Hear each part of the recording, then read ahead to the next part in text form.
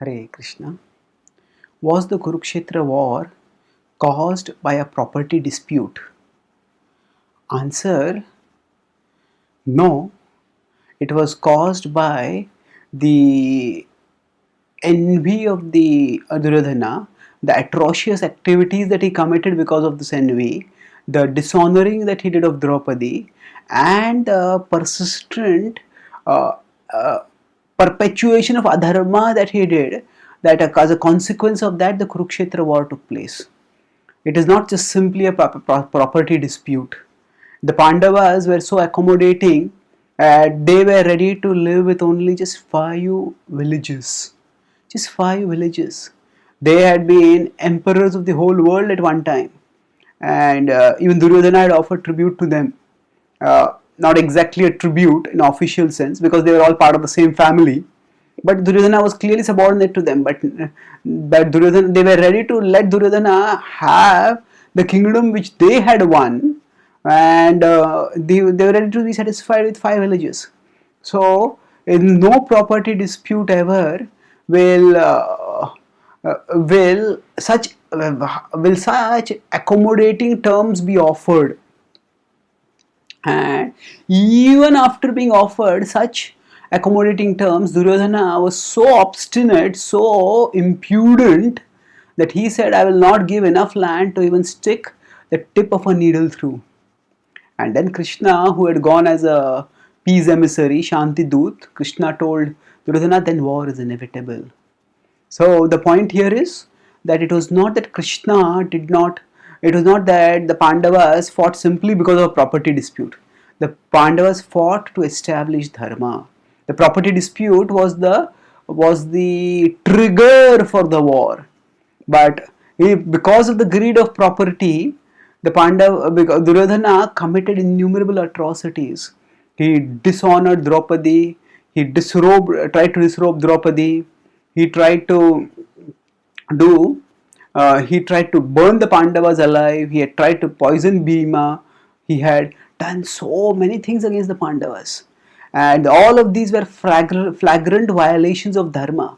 And from the Vedic code's point of view, an atataina, a person who is an aggressor, that person who attacks in these ways, who tries to abduct, who tries to dishonor one's wife, who tries to burn one's house, one who tries to steal one's property, one who tries to poison, one who tries to kill, all these kinds of people, they can be punished with death. So the Pandavas were ready to overlook all these atrocities which had been done against them, all these aggressions that had been done against them, and they were still ready to live peaceably by just accepting 5 kingdoms, 5 villages. But Duryodhana did not offer even that.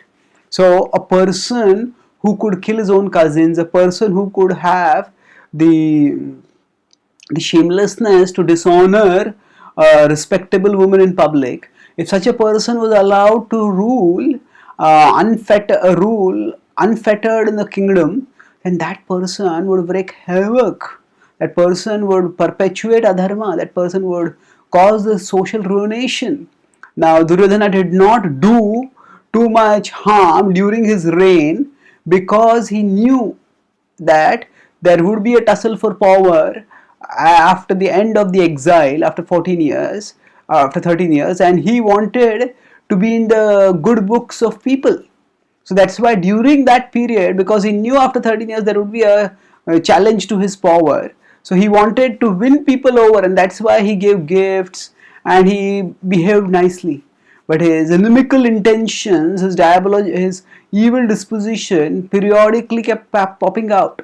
And if the Pandavas if there had been no Pandavas to challenge him, then if his authority had been unchallenged, or then nobody to trammel it, nobody to counter it, then he would have unleashed his full atrocity, and there would have been horrendous adharma in society.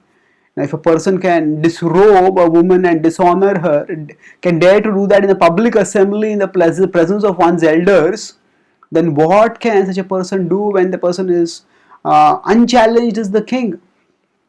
That person can become totally tyrannical. So it was to establish dharma and to remove adharma that the Pandavas fought the war, and that's why Krishna, what he says, dharma samsthapanarthaya sambhavami yuge yuge. Krishna says, I have come to establish dharma, and the Kurukshetra war was fought to establish dharma. So it was that we could say the trigger, the external cause was a property dispute. Who was going to inherit the kingdom, which was given, which had come to the Kurus, which is in the Kuru dynasty. But in among the contestants, one contestant was clearly adharmic, and the other contestant was clearly dharmic. And thus the contest was not just for property; it was for dharma. Thank you. Hare Krishna.